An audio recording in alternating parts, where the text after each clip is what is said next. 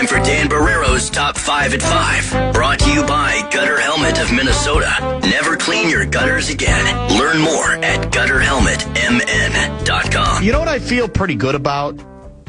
I feel pretty good that during yesterday's Top 5 at 5,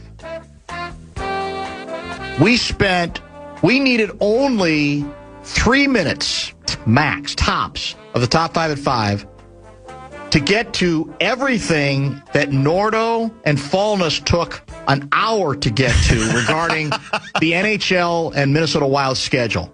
On today's show, on today's 9 to noon. Yeah. I mean, there was no need to spend more than 3 minutes on it. They milked it for an hour. We got to all the basics, which is early start, a lot on the road. Get through that, you're great. You basically get to do all your Christmas shopping at home for the entire month of December. Yep. That's all Open you in need Nashville, to know. home opener against Boston. Although I did see a note today that does sound a little conspiracy theory-ish. What do you mean? If you're looking for it. Let me find it. It's from, you're familiar with Russo Radio? Heard of him, yeah. He retweeted it. I thought I saved it, but it's easy to get to Russo's tweets. By the way, he tells us that today, or maybe this was yesterday, was yesterday or today World Emoji Day? I don't know. Could be any day. Well, now I don't see it. I thought I had it. Russo's a volume tweeter. You have to remember that. Yeah. It's hard to just go back on a Russo tweet. That's a very, very good point. Especially this time of year, a lot of speculation, a lot of news. I might be able to summarize. Oh, no, here it is. No, that's not it. That's a Trump thing. Basically that somebody, I mean, the people do this for a living. How many times will each team play a team? The situation is as follows. Your opponent has played the night before. The rest advantage. Exactly. Yeah. And we were literally either last or second to last in those opportunities. So the teams playing us are going to be fresh. There's a great many more teams will be fresh against us. I mean, there were teams that played or going to play teams that were tired like 25 times. I think for us it's going to happen like 7 or 8 times all year. Well, what do they have against us? And we're the state of hockey. We do so much for the game. I know. But they just don't care. Do you think it's that they just take us for granted? That they know that 18,000 are going to show up every night and we're going to pack the Grand Casino Arena and we're going to go to the Hockey Lodge and buy all the stuff and we're going to go to the state tournament because we're so hockey rich? Do you think the league says we don't need to do Minnesota any favors? Those idiots are coming no matter what. Well, all I know is we got to build up Carolina. We got to build up Tampa. We got to build up Vegas. Pretty soon it's going to have to be the next expansion round. We're going to have to build them up. He retweeted it, and now maybe he took away the retweet, so maybe he found out it's not even accurate. Maybe Bettman got to him. That's also possible. Yeah, we're always at a disadvantage in flyover country. They take us for granted. Yeah, man. That's true. You want to get to the controversy of the day? Yeah, let's do it. Do we have resolution? The controversy of the day. Okay. Lucas Herbert, or is it Hebert? I'm going to go Hebert. Sounds more exotic. He leads the Open, which is the British Open here. Over there in Southport, England at Royal Birkdale, it's just known as the Open. He leads after 2 rounds, 8 under par. Bryson DeChambeau was, after his round, in second place, all by himself, at 7 under par. But the rules officials, after the round, said, we got to go back to hole 5. We think something might have happened in hole 5. You were in that thick, rough, I don't even know what we call it. There's no statute of limitations on that. No. Okay. That's why a lot of times they'll call in after a round, back in the day when that would happen. When they could do that, yeah. So they go back out to hole 5. They go into the rough where he hit, I'm assuming it was his second shot. They go over his routine. They go over everything, and they determine that he did, in fact, improve his lie by stomping on the grass, the long grass that would have been in his backswing. It's the fescue. I don't know why you call it. It's a great word, fescue. Is it actually fescue? It's accurate, yes. So here's Grant Mois, the R&A referee, who was out there with Bryson, and then after telling him he was going to have to assess a 2-stroke penalty, had to give the guy a ride back to the clubhouse, sitting shotgun. Here's about 2 minutes of what went into the decision. Mike, Bryson has been penalised 2 strokes for inadvertently improving the area of his intended swing, so intended backswing, on the 5th hole when he was playing his second shot. Basically, I'm going to explain the technicalities of the rule here for you. Rule 8.1 restricts what a player may do to improve any of the protected conditions affecting the stroke. And this includes the area of the player's intended swing. So an improvement means to alter one or more of the conditions affecting the stroke so that the player gains a potential advantage for the stroke. Now, I would stress that this applies even when the action is accidental, as it was in Bryson's case. The area of intended swing includes the entire area that might reasonably affect any part of the backswing, the downswing, or the completion of the swing for the intended stroke. Oh my God. And importantly, what the prohibited action here is that the player mustn't move, bend, or break any growing or attached natural object. A player is allowed to fairly take their stance by taking reasonable actions to get to the ball. A wide stance at that. And take a stance if, in some situations, that improves the condition affecting the stroke. But when doing so, the player must take the least intrusive course of action to deal with the particular situation and is not entitled to a normal stance or swing. I would reiterate, this rule applies even when there's no intention to improve the area, as was the case with Bryson. And with that, I got to go. And with that, I need to go. I do appreciate your call, though. Thank you so much.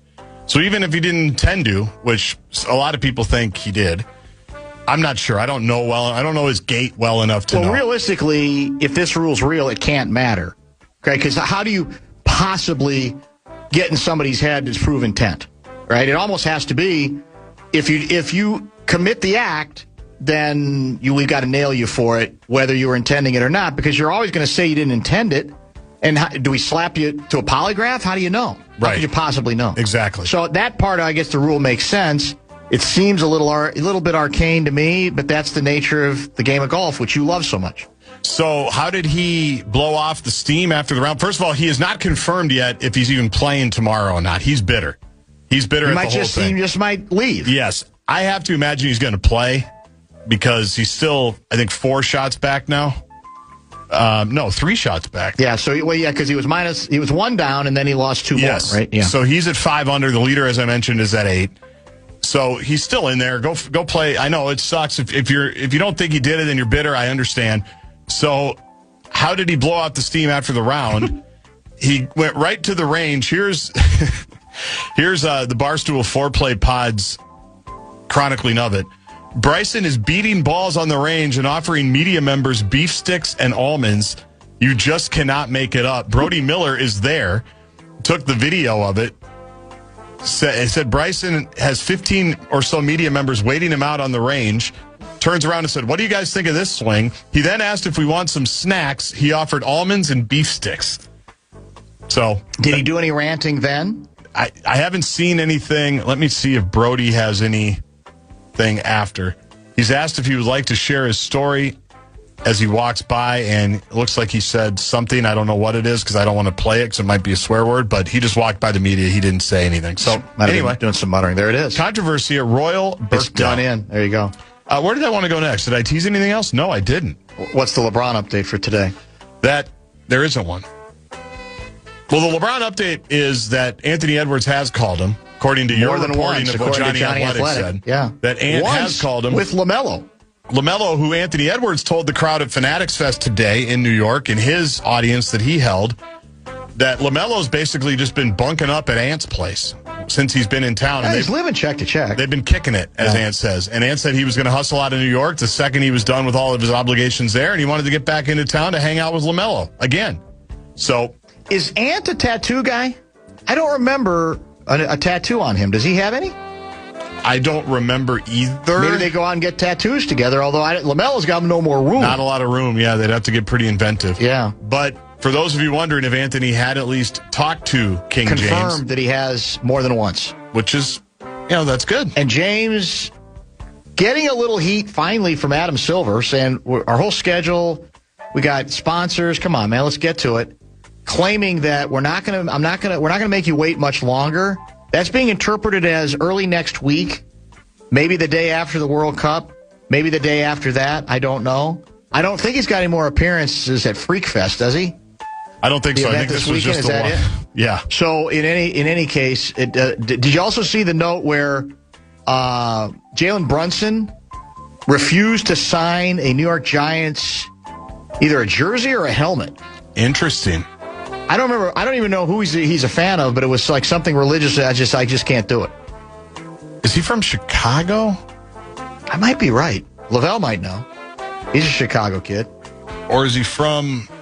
Yeah, I don't know. I honestly do not remember where Jalen Brunson's from. I feel like he's from Illinois. You're right. You are right. He is from Illinois. Yeah. So I don't know if it's Chicago or somewhere else in Illinois. So that's what's going on there. Big series for the Twins. Yeah, there's a story about how much beer we're drinking because of the World Cup. And how much the World Cup fans specifically are drinking. We're up 14% year over year as a country. Jeez. But it's the World Cup bump. Yeah, that's what they call it. Remember, they had... You know how many billions of dollars that brings into our economy just on that beer?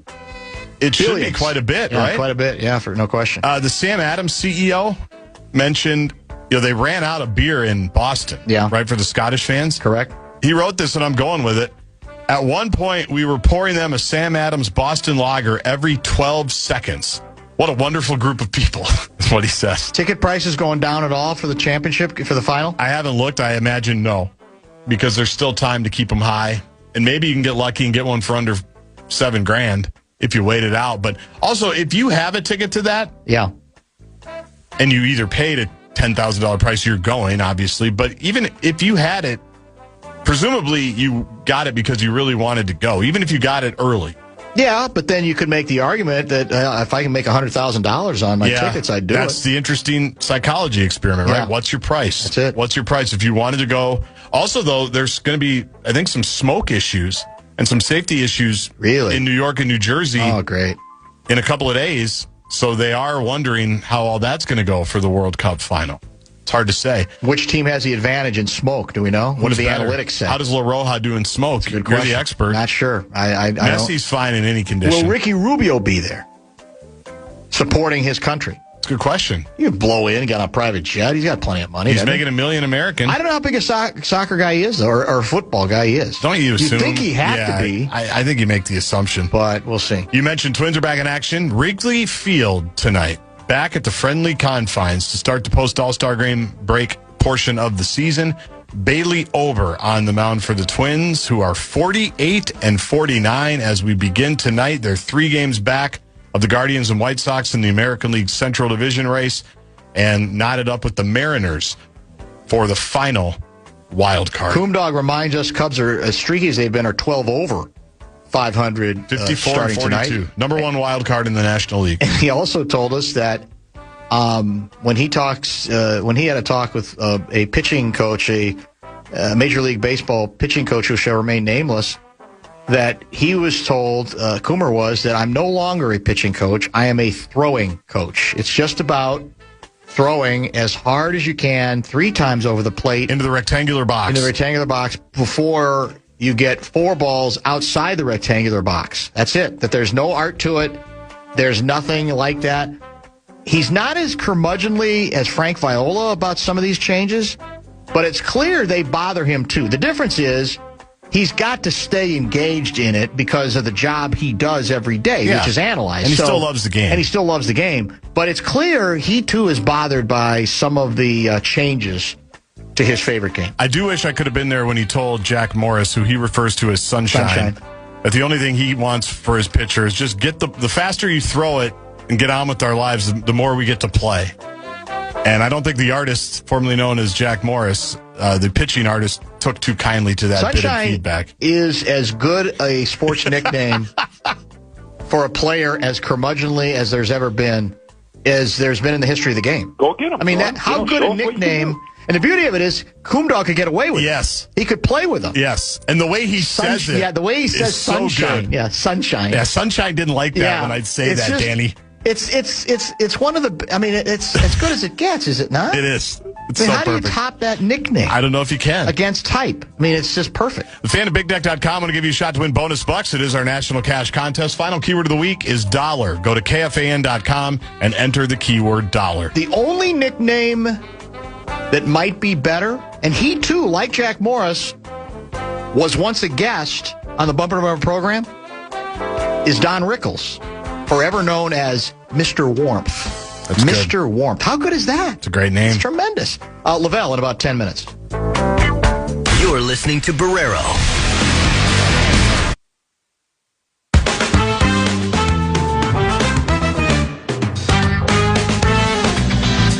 All of America's summer mystery prizes are back, and we're bringing them to you all summer long. Come grab yours at KFAN events throughout summer. And wherever you see our KFAN street team, then make sure to redeem them at Mall of America for fun prizes and big discounts. See the full list of events at KFAN.com, keyword calendar. Our smoke conditions here have improved, correct? Despite the fact that it's still basically 100 degrees. They have, but it sounds like more smoke's coming through tomorrow. Oh. According to the National Weather Service forecast. That's unfortunate. But today has been fine. Example of how this is affecting things elsewhere, the Cleveland Guardians are postponing their game in Cleveland against the Pittsburgh Pirates due to air quality concerns. I'm looking at a shot of over Lake Erie. It does look pretty smoky. So it's definitely worse there now than it is here, but maybe it's going to change again. Yeah. I don't know. Up north, it's still pretty bad The here. weather, I mean, the heat, I don't know when it's supposed to break here. I think tomorrow we might top out at like 88 or 89. So that's a little better, right? Because what's our current temp, do you know? Is it like 95? Let me hit refresh here. It looks like 94. And the dew point is still tropical here, correct? 69. Oh, 69. I think that's going to get a little bit better. And then I think we got some cold front blowing in next week eventually. Tuesday will be 81. Wednesday will be 81. Thursday will be 85, according to the detailed forecast from the National Weather Service. And the State Fair now really is right around the corner. I know. No one will ever, I've tried this ploy several times over the years, and I can't get anybody to bite. Apparently we make too much money at the fair because I've said, what's that old saying? Absence makes the heart grow fonder. What if we we do a gap year? We just don't have any shows from the State Fair for an entire, State Fair, entire run. We skip a year. And then it becomes even bigger the next year, doesn't it? We make people hungry for it. Yeah, they haven't taken your advice. I guess the other way to go is they'd say, well, we're fine. We're bored without you. Right. Or we're not bored without you, and we'll just move on, and we won't even come back. If you're going to do that to us, we won't even come back the next year. I'm just saying, I think we would all appreciate it more. I honestly feel like we just did it. Life happens fast. It's just, it's endless. I've already put some feelers out to kind of get some days set. Also, I'm getting reports from several texters that there's a huge fire, I believe maybe in an apartment building, just off Highway 7 in St. Louis Park. Okay. You can see smoke from a number of locations on 7 and elsewhere. I think it's near 7 and Louisiana Avenue is the location. I have no details on that yet. If we get any, we will certainly pass those along. If you have questions for our 5:30 guest, who I'm assuming if he was coming in the studio, we'd already know it. You haven't heard anything from him? I have not. Or is there a surprise coming, maybe? That's what he does sometimes. Now it's so hard to get into our floor, though. It is hard. You kind of have to give me a heads up. What's the percentage that the new security app or the app works for you at the doors? Is it 100%? The first time? Yeah. Yeah, first try. 60? That's about what I would say, too. I'm guessing. In that range, yeah. It's no better than that. Was it yesterday or 2 days ago? It must have been 2 days ago, Wednesday, when I brought my kids to the Lynx game and then brought them here briefly, and then they got picked up at 3:30. It was when Tim Conley called, right? So You've got Conley set up, and then my wife had gotten here to pick up the kids, so I'm trying to corral them while Conley's on with you, get them to the hallway to get them to the elevator where they can then leave. And I get back to the door, the one right over here, and my key card, it doesn't work at all. Like 7 times. Oh, no. And I'm thinking, well, I hope Conley's phone is good because... Oh, I see. And thankfully, Lil B was still here, so I have to call Lil B and say, can you run down and let me in? Because it literally did not work. It just wouldn't work. Not at all. Yeah. I was really bitter. Because, I get why we did it. It's fine. Right. And it works, kind of. But not as often as we were told it was supposed to. Not as reliably as it usually does. KFAN, I took out 2 mortgages to get World Cup nosebleeds. That's from 651 Guy. God bless you. Good for you. I hope you have... I hope it's a good experience because that's what you want. Yes. If it's going to be expensive and it's going to be difficult, I assume all of it's a hassle. I appreciate the just the spirit of it, the initiative. So I hope it goes well. And it might be one of those situations where, especially if you have a rooting interest, I guess, or maybe it's just a spectacle that it doesn't matter where you are. Right. Now I don't know. How hard is football to watch from the nosebleeds? Because the field's vast. Yeah, I bet it's not that bad. It may not be that bad. Because you see the play develop, you can see, as long as you can see the ball, and then obviously see the reaction, I bet it's not as bad as you might assume. You might be right about that. There's also some pizza folks bitter with me that I did not stand tall on behalf of Lou Malnati's Pizza, which I did grow up with, and Deep Dish. It's just a change that sometimes takes place. You've evolved. You have. I think I have because I think as you get older, sometimes you don't want to feel it so heavy in your gut. And so I've tended more recently to go with much thinner crust pizza as a preference. I will tell you, if I think of my whole career eating pizza, that I will maintain, I don't know that I have ever or will ever derive the same pleasure I did the first couple times I ate a deep dish slice of Lou Malnati's cheese and sausage. I'm with you. Honestly, it's so good. The flavor is so unique. I don't know what they do. I don't even know if they still do it because I haven't had it in a while. But you change it up a little bit, and you change maybe what you like. I wasn't impugning the integrity of Lou Malnati's in any way, shape, or form. And the nice thing is about pizza is there's so many great options. That's true. Everybody can have a favorite, and everybody can have a choice to make. And there's something for everybody with pizza. That's right. By the way, when do you have to go to Chicago, speaking of Chicago, and deep dish or thin crust to do the Big Ten stuff? A week from Tuesday, the 28th and 29th, I'll be there. And of July. What day is Gopher Day? Gopher Day is Wednesday. Wednesday. Yeah, Wednesday morning. What day is Indiana Day?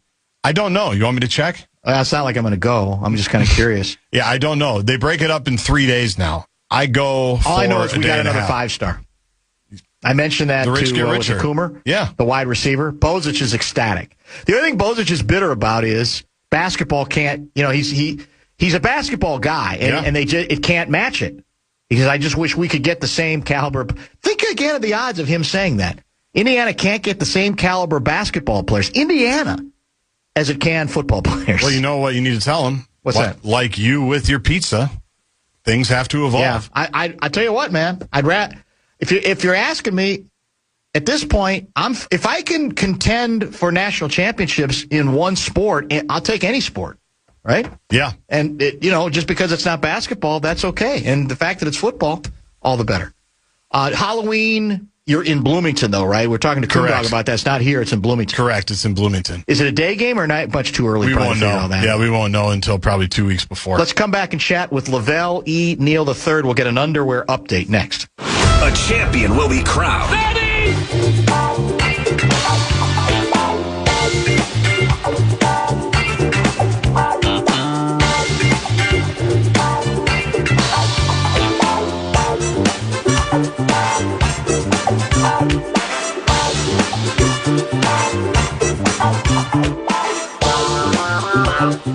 Questions for Lavelle, they're starting to come in via the Bradshaw and Brian KFAN text line.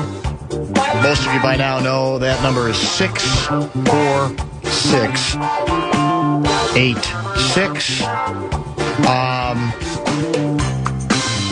A lot of stuff to get to with Lavelle. A little disappointed that he is not here, but then again, it's very steamy out. So are you staying indoors in the air conditioning? Is that your plan today? Or has that been your plan? I wish it was. I'm actually sitting outside where I'm staying at, and in the humidity, smoking a cigar and trying to decompress after a busy week. So, What do you mean a busy week? Well, it's just a lot of stuff going on. Define busy. In and out and about. Yeah. Yeah, I mean, so what you're telling me is you're doing your job.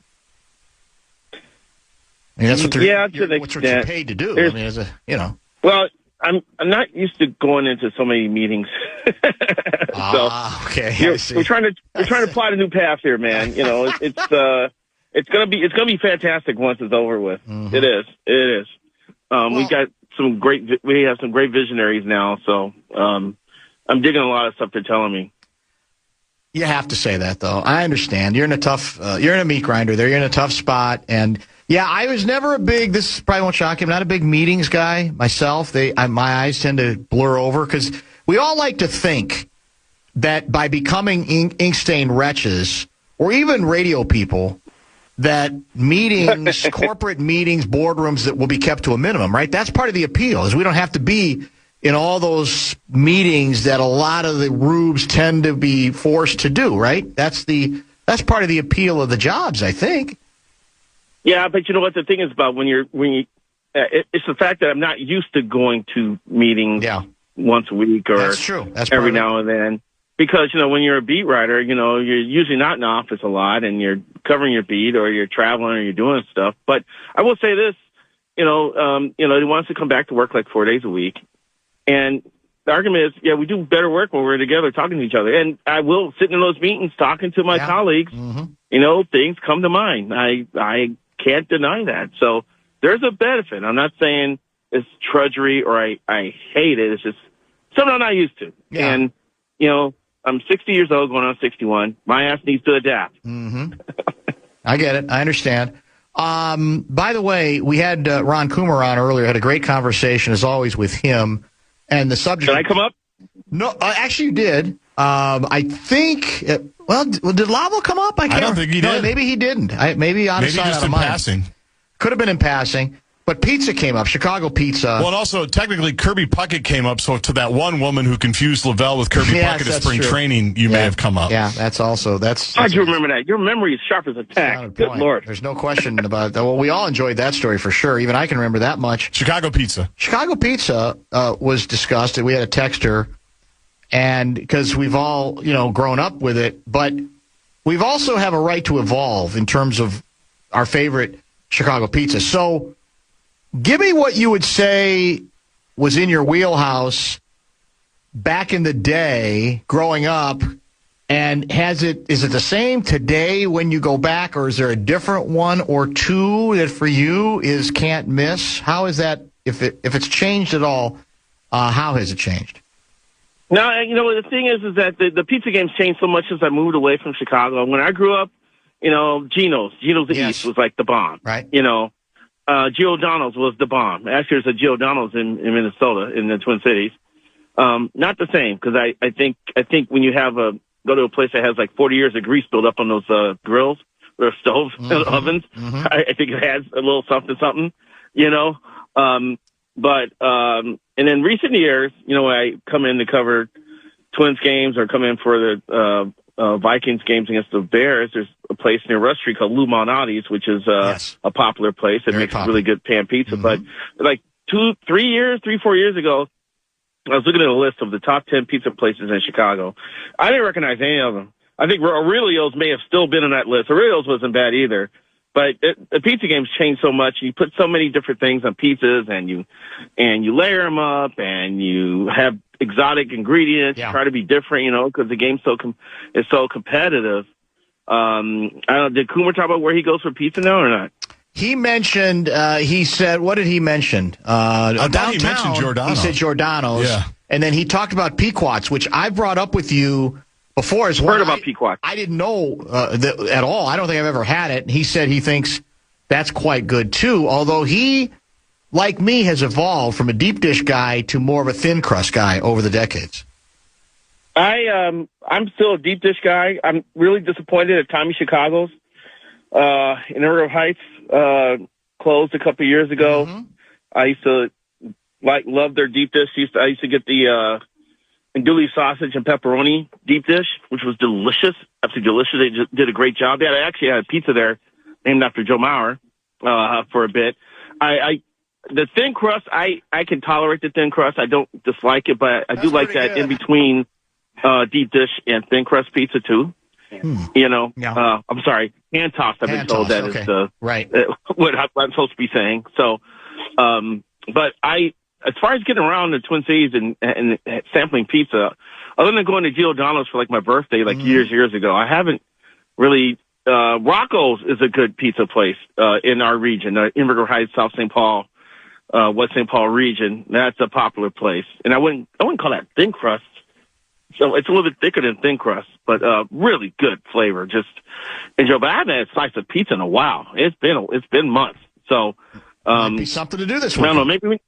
Maybe our newspaper does a great job of talking about the 5 best things we ate this week. Maybe they should have a pizza challenge and have different categories. Have the thin crust, hand tossed, deep dish challenge here, and see what restaurant jumps up and meets the challenge. Speaking of food, I find myself more confused than ever after Aaron Gleeman came into studio earlier this week.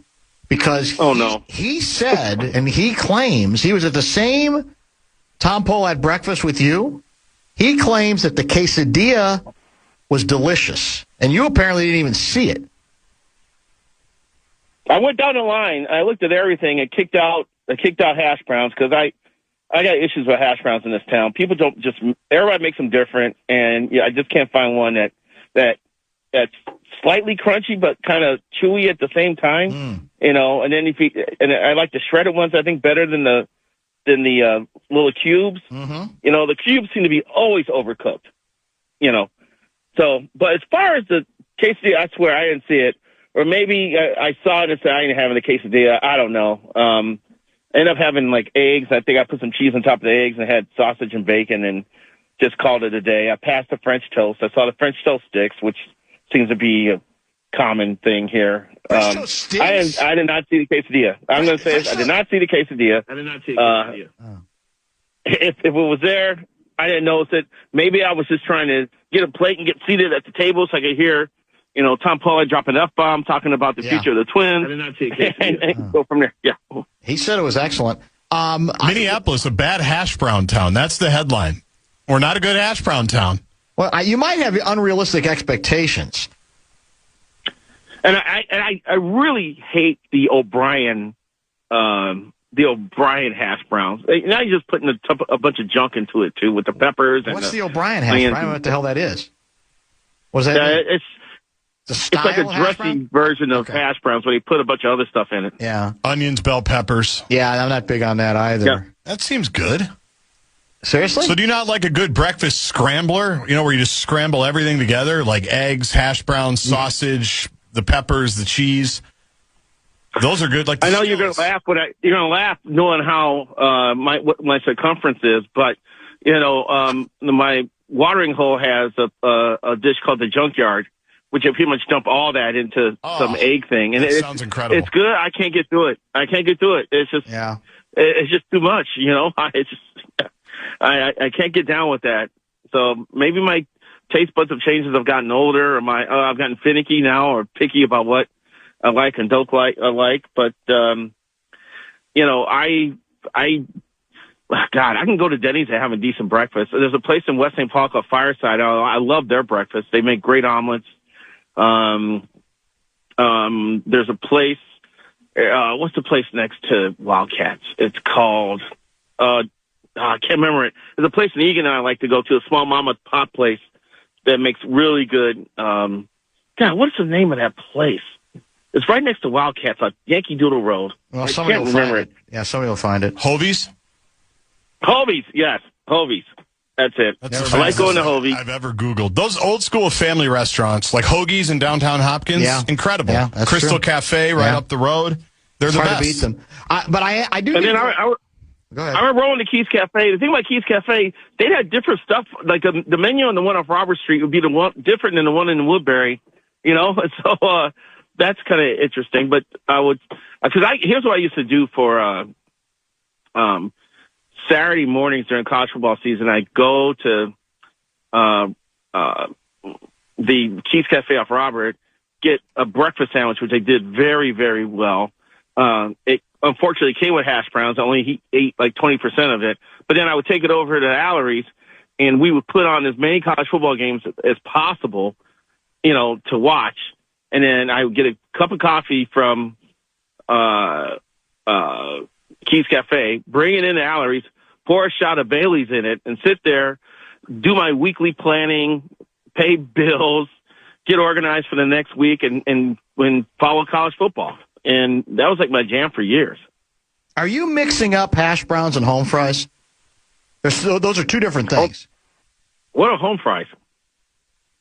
Well, it's just what they say, home fries. They're not, but they're not the same thing as hash browns, I don't believe.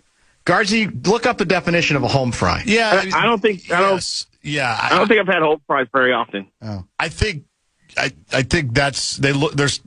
I'm stumbling, but that's essentially what Lavelle's talking about. Yeah, I thought home fries are more like chunks of. Yes, but that's what he's talking about, kind of like the squares. Yeah. But that's not hash browns. Another place that makes really good breakfast is off Washington Avenue called the Free House. Their menu's pretty cool. Okay. They got all those different things, different ways, and I've gone there a couple of times to chow, and I've enjoyed it. We have to clarify one other item, and then we'll try to get off the food here for a minute at least. What I do now? No, it's not anything you did. French toast sticks do not count as French toast. Sorry. French toast is French toast. A French toast stick should be called something else. It won't work. Now, the bad news, my sources say, about that breakfast was if you wanted the French toast, whether it sticks or not, there was no syrup. You got to have syrup as an option with your French toast, or else there's no point in having the French toast as far as I'm concerned. I thought there was, but Gleeman missed it. Oh, I thought he said he wasn't. It didn't exist. It wasn't there. There was no syrup there. Well, the Twins cafeteria, the media room, when they make French toast sticks, they make syrup available. So I don't know what was going on that day. Who started the sticks thing? That's not French toast. It's French sticks. Hey, Dan, we don't know how these things start. Remember the Vikings player whose father invented like mini carrots? Remember that? I don't remember that. I think it was a year ago. There was a Vikings draft pick or a lineman whose father was credited with inventing like baby carrots. Okay, I'll take your word for it. An innovator. Where are you going to watch the World Cup? Mark Craig wrote a great story about that, folks. You want to go to Star Tribune, StarTribune.com, and look up Mark Craig and baby carrots. It will probably pop up. You're trying really hard to score points with your new bosses, and we're happy for you. But where are you going to watch the World Cup title game on Sunday? I actually just arrived at a friend's cabin up north. Oh, nice. So the challenge is to get out of here as fast as possible Sunday at about 10 and get back into the Twin Cities area so my brother and I can watch the World Cup final. We're planning on going to Allery's because they've been turning up the volume for all the World Cup games. And they got a solid menu. It's a good hang, and they actually have TVs out in the back, so if I want to actually smoke a cigar and watch Spain and Argentina go at it, I have that option. So that's the plan for Sunday. As long as I don't wake up with too much remnants of the previous night haunting me, I think I like my chances of driving back 2.5, 3 hours to get to the spot. Do you want to place I tried to get you to place a friendly wager last week, and I don't think you wanted to do it. Do you want to place a friendly wager this week on who wins the Cup? Well, I got La Roja in the final. Oh, that'd be a problem. So do I. Yeah, I do. I just love they have a plan, they stick to it, and they win with it, And if they have to score, they can figure out ways to score. They got Lamal. They're talking about Nico Williams may be able to play a bigger role on Sunday. That could be a big difference. But those guys play so well together. And he's got the right type of players in the right spots in that lineup. And the fact that they barely give up any goals during this tournament is impressive. The thing about Argentina's on this crazy run where everything's worked out for them. I joked and called them Vargentina on social media because they benefited from VAR, and there's been other things going on where people are like they have gamed the system for Argentina to like win a World Cup. I'm not sure if they did that, but what's amazing is the crazy stat is that they've scored 10 goals after the 79th minute of games, and that's just ridiculous. That's all the comebacks they've had, how they had to survive games and deal with like Cape Verde and other things like that, you know. And in the England game, you can get mad at the tactics that Thomas Tuchel employed, you know, but on that winning goal, I'm like, how's that guy splits two defenders when basically the entire England team is within 8 yards of the goal? I was like, that's amazing to me. That just shocked me. England has a damn good team, and to be honest with you, I'm actually happy Argentina won that game because I don't know if I could stomach it if England wins the World Cup on United States soil on the 250th anniversary of the country. I just thought that wouldn't set well with me. We haven't talked on the show about this photo that almost strains credulity. I guess it's under the classification of fact is always stranger than fiction. And it's a photo, I'm sure you know about this because it's been out pretty much everywhere.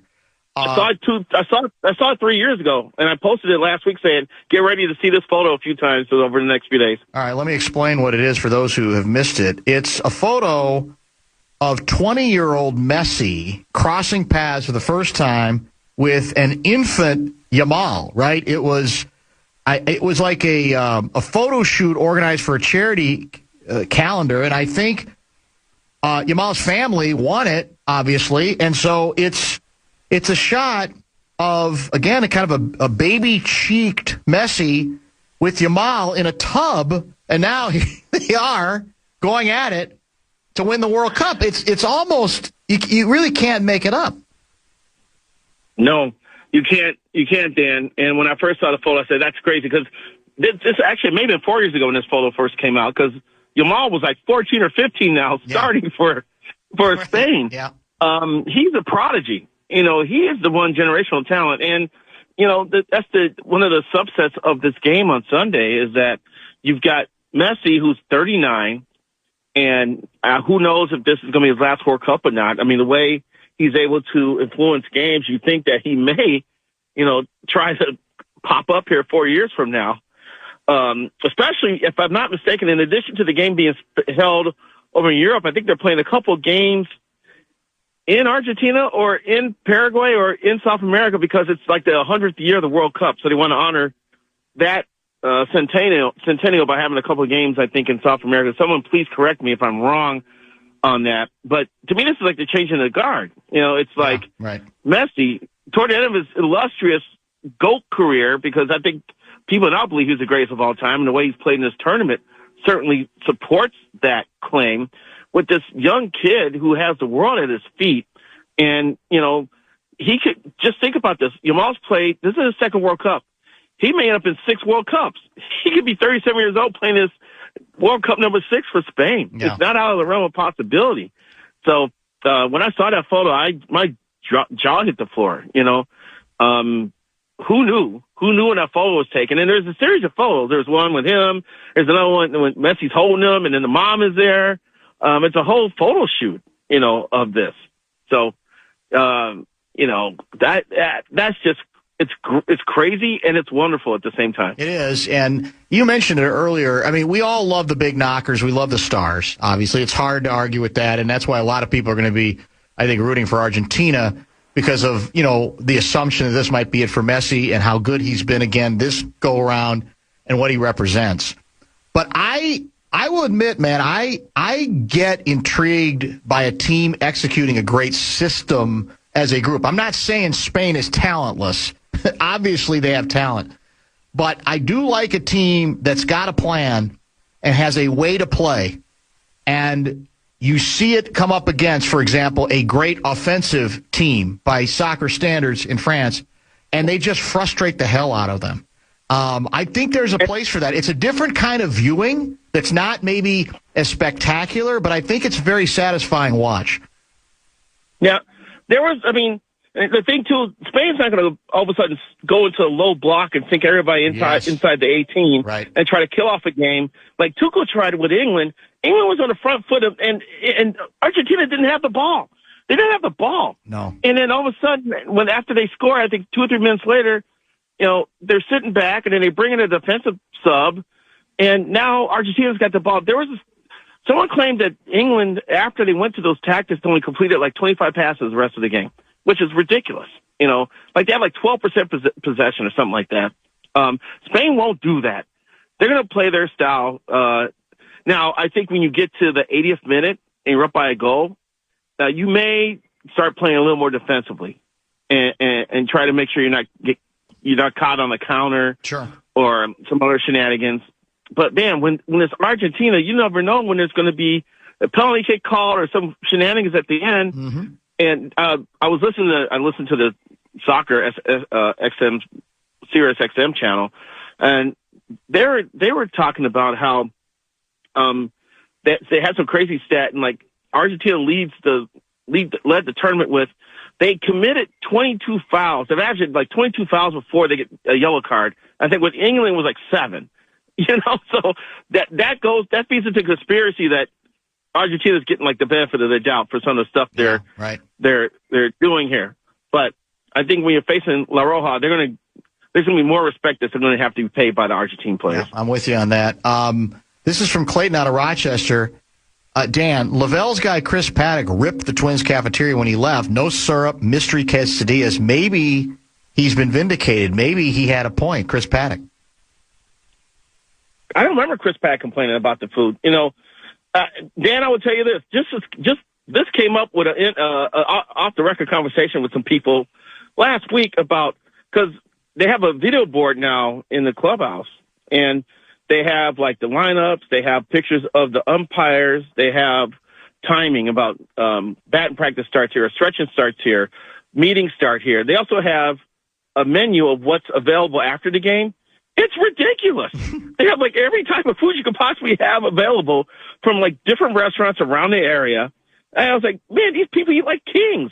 When I cover Twins games and the games are over, dudes are walking out of the clubhouse with like sacks of food because they've got like everything you possibly want. So Chris Paddock complaining about no syrup. He could have walked over to the Twins media room and got some syrup if he needed to. What the heck? That's hard for me to fathom that he was not happy about that. I like Chris Paddock. I like the persona. He had that kind of cowboy persona. He would go on the road with these long coats that could hold like 5 rifles. I thought he was a cool dude. I wish he would pitch better. Lastly, did you give any thought, speaking of Chicago, of traveling to the Windy City to see a little Cubs Twins? No, I did not. I got other stuff going on next week. The 3M Opens in town. Yeah. Scheffler's in town. I got a big Tom Pohlad story running Monday that I had to finish up today or last night. And there's other stuff going on during the week that requires my attention, so I could not make that trip. It is, once you get to Wrigley Field, it's a great spot to watch a game. The year that Gaardsy and I were talking about, when there were like 20,000 Twins fans in for the weekend, and Joe Mauer was like almost went to the hospital because he was so sick in the morning, decided to play like homered in his first at bat, and had like this great game. And Milton Bradley threw the ball in the stands because he thought it was a third out when it was only 2. There was just some hilarious stuff going on during that series, and a lot of emotion from Twins fans. They brought it that week, and the Cubs people said this is more people from a visiting team than even when the Cardinals come into town. And Cubs-Cardinals is the thing. When the Cubs and Cardinals play each other, there's major migration going from one city to the other for these games. For them to say that about Twins fans, tells you that when the Twins are rocking and rolling, the fans are going to go to Chicago. They're going to go to Kansas City. They'll show up in Cleveland. So that was a hilarious weekend of baseball, just from a emotion atmosphere standpoint. I don't know how to break it to you. That's a weekend series. So you could still be back here in Minnesota on Monday to do all your other duties. So you're making it sound like it's one or the other. There's planes that could get you back probably Sunday night or first thing Monday. I don't know, man. Right now I'm sitting there decompressing after my work week, looking at water, and there's actually a half-smoked cigar sitting next to me that I'm enjoying here. So I don't have any problem where I'm at right now. I'm coming back Sunday, and I'm coming in like a wrecking ball Monday to kick butt. Here's the other thing. My sources say Wednesday will be the LeBron press conference, so you will be back for that. That's the good part. Yeah. Was Krasinski in your studio today? No. I quoted him today, but he was with us via phone Monday.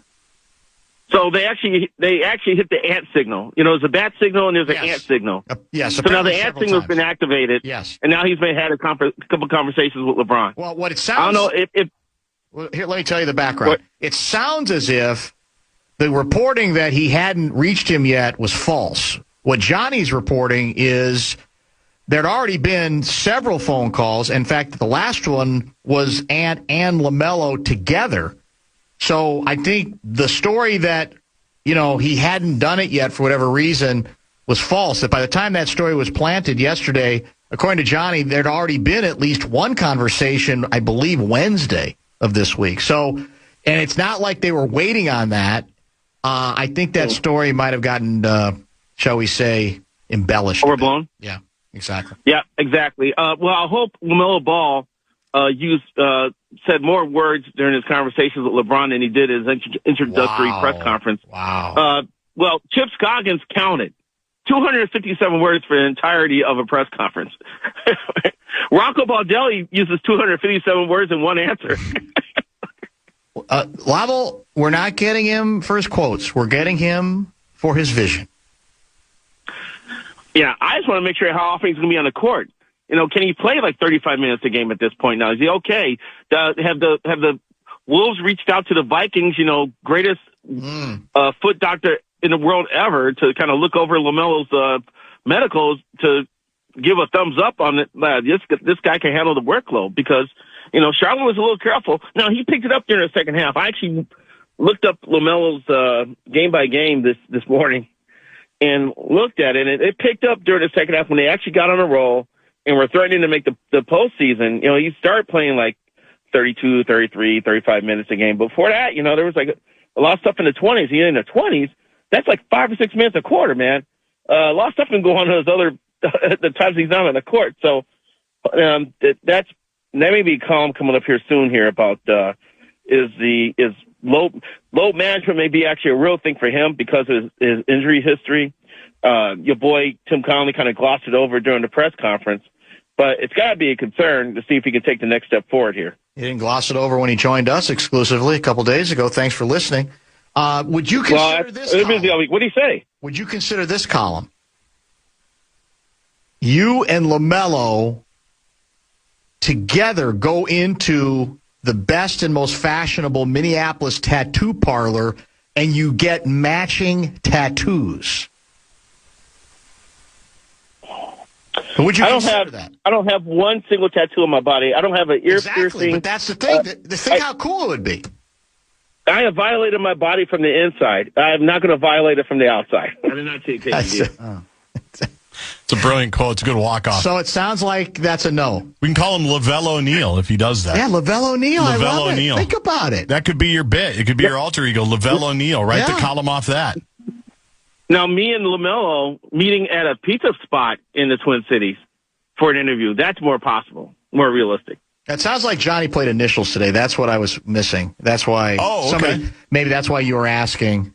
And he apparently got 0. I can't rip it because the only time I did it, I got 0. So I'm not going to mock him. It's a hard game. But I think that's what you may have been thinking of.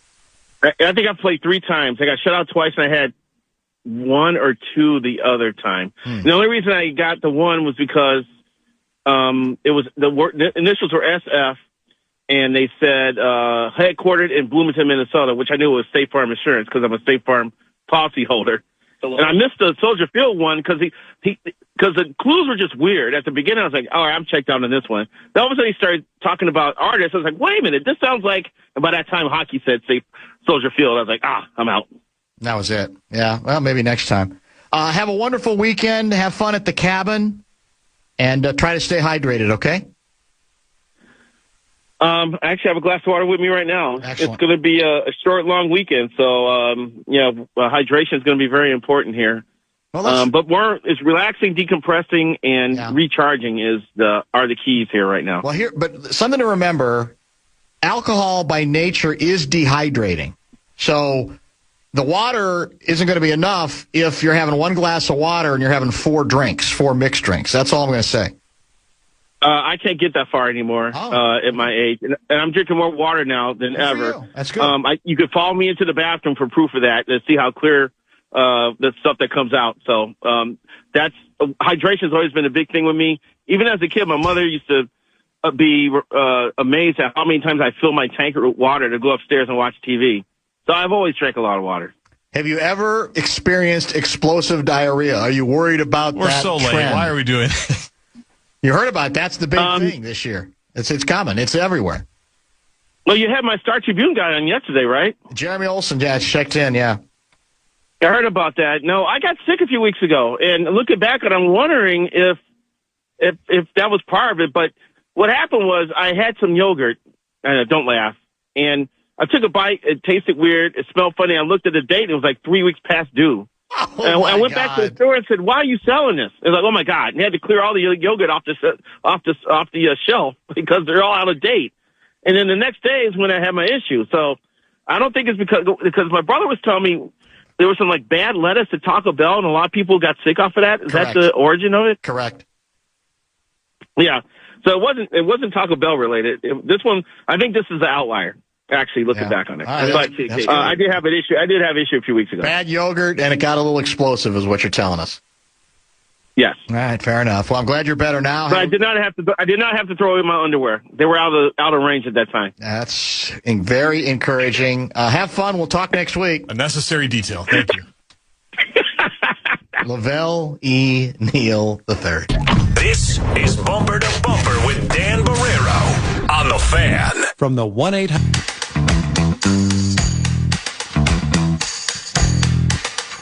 This Sunday, you can watch with Nordo at Boardwalk Kitchen and Bar. Great spot as a World Cup champion is crowned. They'll have the finals match on, tons of games and prizes, and, of course, great drink specials. The party starts at 1 p.m.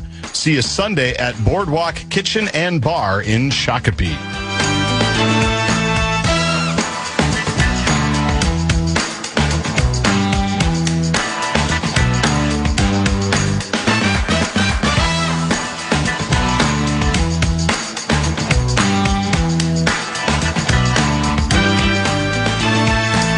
This can't be true, can it? Well, let's play the sounder first. This is the end, my only friend, the end. Is political polls, that Twitter handle, X handle, legit? Don't know if I've ever heard of it. Polling numbers, political polls. Our nonpartisan group informs you with political polls, predictions, and election night results. It's got, looks like 374,000 followers. Okay. Boyce Olson's among those following it, so that's got to make it, we think, fairly legit, correct? He's authoritative. This is from today. Age group 18 to 24 years old. I don't know if this is, I'm assuming this is the United States, but I'm not sure. Who do you support? Hamas or Israel? Israel, 40%. Hamas, 60%. Is that a joke? No, it's just merely the latest example of a Friday done as a society. Bradshaw and Bryant KFAN text line is open at 64686. Larry Mondello guy writes, bingo, my last square was Lavelle invites Dan to the bathroom with him to examine the color of his urine.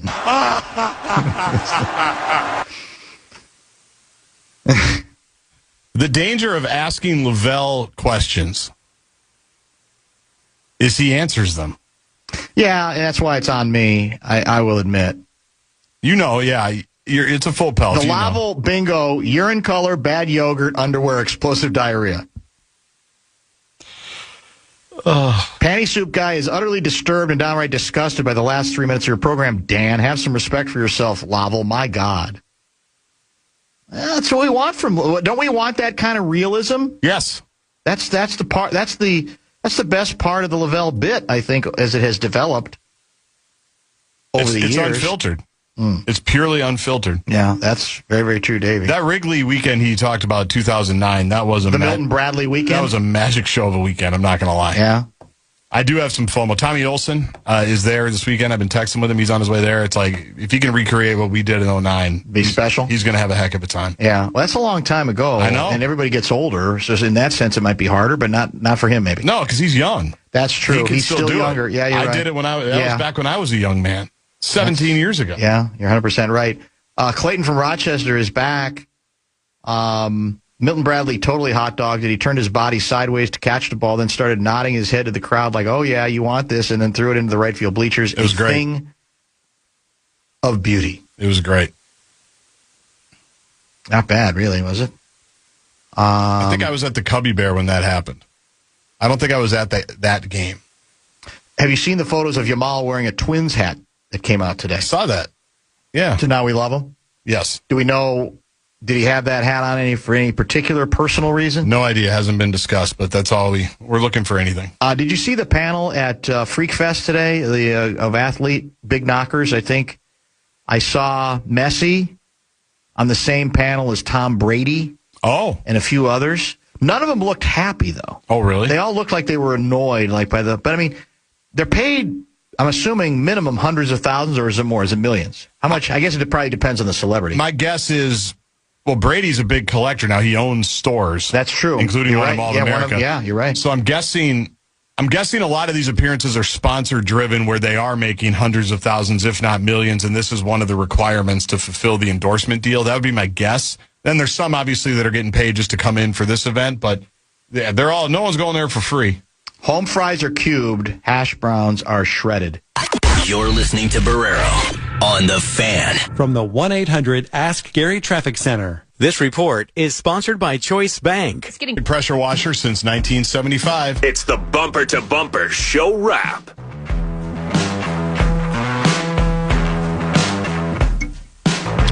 Controversial show today that included an outstanding conversation with Coom Dog, Ron Coomer. Cubs and Twins this weekend. That was the peg. And, of course, Coom Dog has history with both organizations, especially here, actually, as he pointed out. Good Kirby Puckett yarns spun. We got into some Frankie Sweet Music Viola stuff, some Sunshine Jack Morris conversation, and even some updated what are the Twins like today, what are the Cubs like today as well. Lavelle was Lavelle, as always. We got into some A-section stuff regarding the Trump speech last night. So we tried to sort of mix and match as we tend to do. We gave you as many LeBron updates as Kevin Fallon could stomach. And who knows when we'll find out the answer to the big question. Sermons is coming up Sunday at 9. It'll be Blake Moore and me breaking down La Roja versus Argentina.